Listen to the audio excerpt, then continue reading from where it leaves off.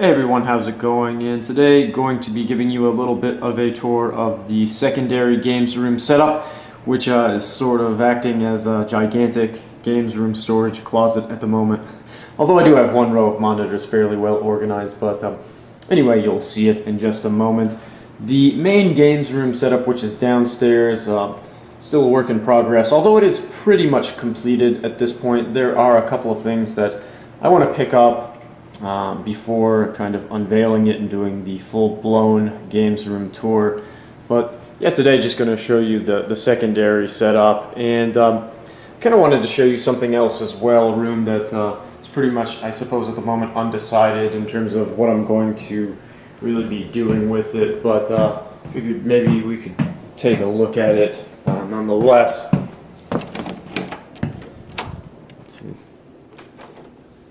Here, other side of the hallway, and yeah, as you can see, this is I quite enjoy this room, quite a large one. Interesting contours in terms of the shape of the roof, and it's quite a massive space. I'm not sure if the camera is going to entirely be able to pick up the scope and scale of the size of the room. It's quite large, and as you can see, quite messy as well, because well, that's basically due to the fact that at the moment it's just acting as sort of a runoff excess storage room as well, and yeah, just miscellaneous things and junk in here. Oh, look at that, there's a Glade air freshener. I'm going to keep one of these in here because, as you know, rooms that you don't access very often can get a bit stuffy. It's also pretty hot in here today, 90 degrees in fact, so I've got the fan running. Gotta love that about the southeast down here in Georgia, Florida as well. Almost October and it's like 90 degrees and sunny outside. Yeah, but anyway, my wife and I have been tossing around several ideas as far as what this space is going to actually be utilized for, and I don't know, kind of was thinking perhaps putting a bed in this corner over here, maybe a nightstand as well, so the room could sort of act as a secondary guest room setup. There's already one down the hallway. But yeah, and then as far as this corner is concerned, maybe if you can imagine where this eShops RS300 reef sump box is, a little entertainment center with some game consoles. That's always nice, and extra space for those. Have no shortage of those in this house, do we? But yeah, and then you know, like a widescreen 16:9 HD TV here, big screen in the corner, and maybe a little kind of love-seater couch here, and I think it would be kind of multi-purpose room, you know, another extra bedroom in the house, as well as a secondary entertainment center. I mean, obviously there's already a nice widescreen TV down in the family room den area, but it'd be pretty cool to have another one up here. You know, it would also give me another place to put more game systems, sort of another, in a way, games room setup, which is always nice. So yeah, I don't know, just kind of wanted to talk about that. Not really sure what we're going to do with it, but also over here there's a closet, kind of narrow but a long one, and I was seeing a bunch of our kind of seasonal decorations, Christmas stuff. There's a cool blow mold classic Santa Claus. Figure this thing will look really cool. See, the other day it was moving some stuff around in here, kind of constructed this makeshift Home Depot box tower, and I think this would be really cool, kind of positioned in front of this window. And at Christmas time, you know, you could plug it in one of the outlets over there, this light up blow mold Santa. And hey, since it's about to be October, almost Halloween season, got this creepy dude back in here. It would be pretty kind of scary to greet trick-or-treaters above that window when they kind of approach the driveway of the house. Let's see if we can activate him.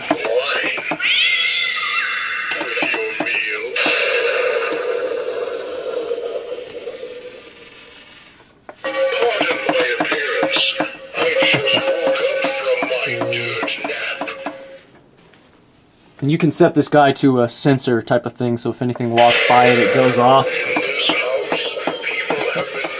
You should see my dogs and my cat when I turn this thing on. You set it to the sensor mode, they'll just walk by it, and you know, all three of them will just try to beat the living crap out of the thing. So I cannot turn it on in front of any of them, or they just attack it. But yeah. Oh, here's some extra pillows and some sheets. My cat actually sometimes comes in here, makes this his palatial estate, and sleeps in this room. He sleeps all over the house. So, but rambling a little bit. I just wanted to kind of show you it. It's also got storage area here, and there is another one behind this artificial Christmas tree box. I can't be bothered to do the real Christmas tree thing, especially with animals in the house. You know how that goes. But yeah, what do you think? I don't know. I think it would be kind of a cool secondary entertainment center room as well as a guest bedroom. So, oh yeah, and of course we can't leave without seeing this. Pirate chicken, peg leg, dog chew toy. So we'll see how this room kind of develops, and you know, I will keep you posted on that as well. But let's go check out the secondary games room space, just all of the messy madness down there. Okay, so let's take a look at, well, what shall we call it right now? The game storage room, I suppose. And yeah, go down the catwalk right here. I really like this room. It's sort of the grand atrium below gives the appearance of a room that's just sort of floating in midair. So quite cool.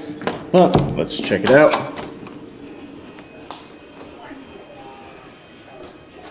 So, quite messy, especially this large desk. It looks a lot more spacious with this thing just not, you know, plopped down right in the middle of everything.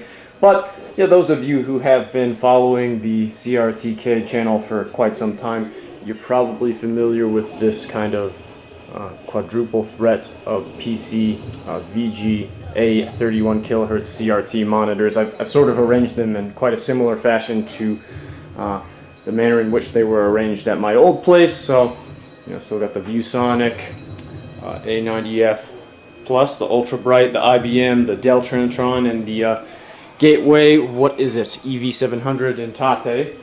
So yeah, well, right now on the ViewSonic, got a fantastic game, one that I actually just picked up not too long ago, and it is Felios, a great port to the Mega Drive. This is the Japanese Mega Drive version of the game, so I've got a Game Genie inserted in my US Genesis in order to get by the kind of region issue. Well, actually, the only thing preventing a lot of the Mega Drive games from playing on a US Genesis is the size of the cart slot, the insertion point, so that's why the Game Genie helps you out big time there. Method I've used for quite a while. Yeah, it's kind of bright outside, so you might not be able to fully appreciate these beautiful scan lines with a single focus, but damn, there we go. Woohoo! Beautiful game by Namco, and a fantastic port. Okay, so over on the IBM PC CRT, got Taito Legends 2, the compilation on the PS2 running, and wow, what a fantastic game. In there at the moment, Elevator Action returns. Actually, this is a Western version of the game, so it was known as Elevator Action 2 in Europe and North and South America. But yeah, I got the Waka upscan converter running the PS2. And this awesome Bose wave radio is hooked up to that. These Logitech speakers are hooked up to the stereo out on the Genesis. Got the volume turned down a little bit low on both of them so you can actually hear me talk. But yeah, I mean, what a game this is. And actually, you know, well, not all of them, but the vast majority of PS2 games ran in that ugly interlaced, you know, 480i. So the Waka does a great job at deinterlacing them. Unfortunately, with the Taito compilation packs, there was a nasty blur filter applied on top of the graphics that you can't do much about, but it still makes it look a whole lot better than without using a deinterlacing device. And like with the Capcom Classic collection games on the PS2, there's little if any blur filter placed on top of the 480i, so the Waka deinterlaces it really nicely, and in 480p with a scanline generator applied, man, you're looking at something that really closely mimics 240p. And it's awesome on these super nice VGA RGB monitors. But yeah, fantastic game. We got there's Bob. Bob did not order a pizza. Got the classic Star Fox 64 promotional VHS tape running on the old Symphonic. Love the Sony and Sega henchmen there. Abducting the Nintendo guys. Trying to pry some secrets out of them about the newest, the latest technology for the Ultra 64. God, man, those really were the days, were they not? But yeah, on the Dell Trinitron over here, as you can see, nothing is currently running on it. But I do have a Dreamcast hooked up to it. Some of my Dreamcast games and some old, very nice little speakers from back in the day that I got in Japan. I can't remember who made them. I'm not going to be able to see that. But yeah, cheap little speakers, and they work really well. Put out some nice bass with that little tiny woofer. I've also got a Mac Mini hooked up to this thing. There's multiple ports on the back of it, VGA. And then also the Mac Mini is also running to the EV700 over here in Tate for MAME, for Tate shooter games on MAME. So kind of like all bases covered, really. Also, the consoleized NVS is hooked up to the XRGB2 Plus, and that's what the Genesis is running on. So I got this hooked up to that upscaling converter via S-Video, and this via RGB. And wow, with the NeoBits thing converter kind of installed on the on this CMBS unit, man, the S-Video, when running through there, it looks like you'd be hard-pressed to tell any different from true RGB. It looks that freaking good. And those of you who are familiar with my channel, you can probably vouch for me there if you've seen my videos of this thing running on an XRGB2 Plus via S-Video. It is freaking RGB perfect. It's crazy. Darius Store mug. I did a video on this back in the day with the sushi towel with the names of the enemy bosses in kanji. Very cool. And here's an AES stick hooked up to the CMVS unit. The PS1 is also something that I use with the Wacom upscaling converter here. So got everything wedged in there quite nicely. Some NVS cards I got up here right now. Got a ton of those. Most of them are downstairs in the games room. Some PS1 shooters. Some more over here. Get to these guys over here in this corner in a minute. But yeah, I use the Hori RIP for MAME basically, and yeah, for the Dreamcast I've got a PS1 and a Saturn controller converter, so I can use those sticks on that. But yeah, here's something I'm really excited about that I picked up in the relatively recently. It's the RAP Premium Vuelix, which is basically, it just sort of mimics the actual Taito Vuelix arcade cabinet panel, just kind of ripped right out of that, it feels like. And yeah, for home use on the PS4 and PS3, and it works with MAME as well. So I got a nice little Brook converter to actually use this guy and this guy on the PS1 and PS2. So man, it's just, I think I've got all the joystick bases covered rather pretty well. I've probably got about 20-25 of them in the games room downstairs. So eventually I'll give you a look at that setup. But yeah, kind of stumbling all over the place in here when you're literally physically stumbling all over everything. Difficult to walk around. You're kind of stumbling over your words as well. So I apologize for that. But yeah, I really want to get this. It's just I've been so busy with work and life and everything that this room is kind of been in transition for a bit of time, but I'm gonna try and get it finished up soon. I'm gonna probably move this into the corner, do something with those boxes. But yeah, it's quite a narrow, well, decent sized closet, but it's long. It goes back, and I can't even really get in here right now. But got some Mega Drive stuff here, some arcade boards, all kinds of game stuff down here, PCBs, joystick boxes. Got a Wind Waker Blick panel up there. It looks really cool with the light kind of hitting it. The sheen almost gives it the appearance of actual stained glass, so really enjoy that. It's the old multi-purpose Real Arcade Universal, the Pelican. What can you use that on the Xbox, GameCube, and the PS1 and PS2, I believe. Some Super Mario Brothers Super Show DVDs. My old Sony Bloggy box. There's just stuff everywhere. But yeah, on the Philips 109S, I have a Japanese PS1. Here's a US PS1. I don't know. I've got so many PS1 consoles. Can't even count. Lost track. But yeah, I got Namco Museum Encore, an awesome one, the last in the series of Namco Museum compilations. And the coolest thing about it is obviously that it has an arcade perfect port of Rolling Thunder. XRGB2 scanline perfection here with the Philips 109S. Awesome RGB picture. Sweet. And gonna ask you where PS1 stick hooked up to it. And then my old Pana Twin Long has Dolphin Blue for the Atomiswave motherboard running, and you know that's a 31 kilohertz system, so you don't need any upscan converter or anything to play it on a nice RGB 31 kilohertz PC VGA CRT monitor. Just plugs right into the VGA on the system and back to the actual monitor, and the picture is quite stunning. 480p awesomeness. You know, this 480p resolution, high resolution, it's not meant to have scan lines, obviously, just meant to look super crisp like this, basically like an HGTV, but with all the perks of basically a CRT monitor, so it looks a lot better, in my opinion. There are just certain things that you can't replicate on an HD TV that these bad boys are just always going to be better at displaying. But yeah, I mean, here's I believe this is a JP21, not a Euroscart, but a JP21. Yeah, it is RGB cable. So if I wanna, I just kind of hook it up to here.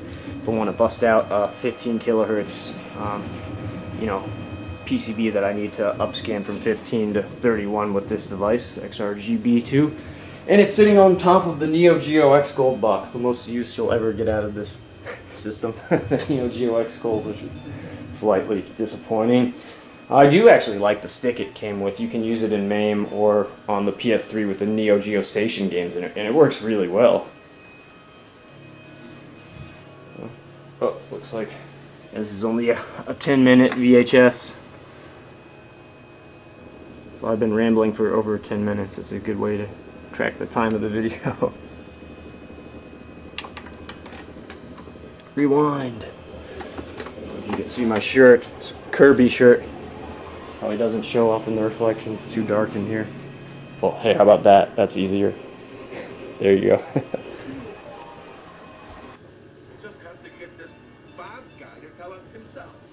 But yeah, anyway, I suppose that is just about all that I had to show you today, at least in this room. So hope you enjoyed a little, I suppose, tour around the, well, what shall we call it? Somewhat organized chaos, I suppose, the best way to put it.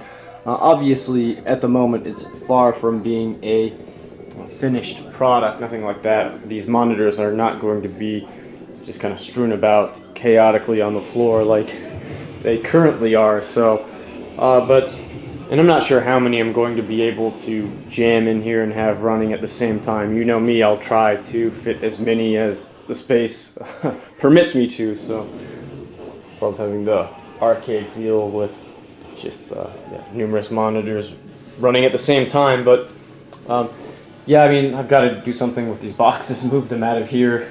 Old PS3 boxes, a Vader Special Edition, PS4, some PCB. I can't even tell you how many boxes I've got from stuff, especially PCBs, I guess, because they take up a lot of space that have been shipped to me over the past 8-9 years. But this desk here I want to kind of put in the corner and have this Samsung HD TV on top of it. Probably put the Vuelix stick on there to have kind of like a Vuelix Woody cabinet almost set up, and be great for playing arcade games like Darius Burst. And it's actually a lot of, with the Arcade Archives titles, a bunch of really good PS4 classic arcade games you can play on the system. And I've just recently picked up like the Assault Suit Lanos game, and like the Wonder Boy game, the remake, all games that are great to play with the stick. What else did I get? There was a couple of other releases. I can't even remember them off the top of my head. And yeah, the Ninja Warriors is out now on the Arcade Archives. Fantastic way to play it. There are like scanline filters that they have for the games. They're not perfect, but hey, they're better than nothing. And anyway, this is beside the point of the video, isn't it? So just here's a PS3 in here. I think that's a bootleg JJ Squawkers PCB, SP, some Japanese PS1 stuff. Well, there's a very expensive gym. Glad I picked it up many years ago when it was not so expensive. But yeah, like I said, this in the corner there, and there are plenty of other ideas I have. Just wanted to kind of give you a look at the current shape of the room, and I can assure you that next time I show it to you, it'll be a lot cleaner and just much more organized. At least that is my plan. We'll see. You know, 1, 2, 3, 4, 5, 6, 7. I mean, that might be all we can do in here. So I'm not exactly sure what it's gonna look like, but yeah, that's about it, I suppose. So yeah, talk to you guys soon.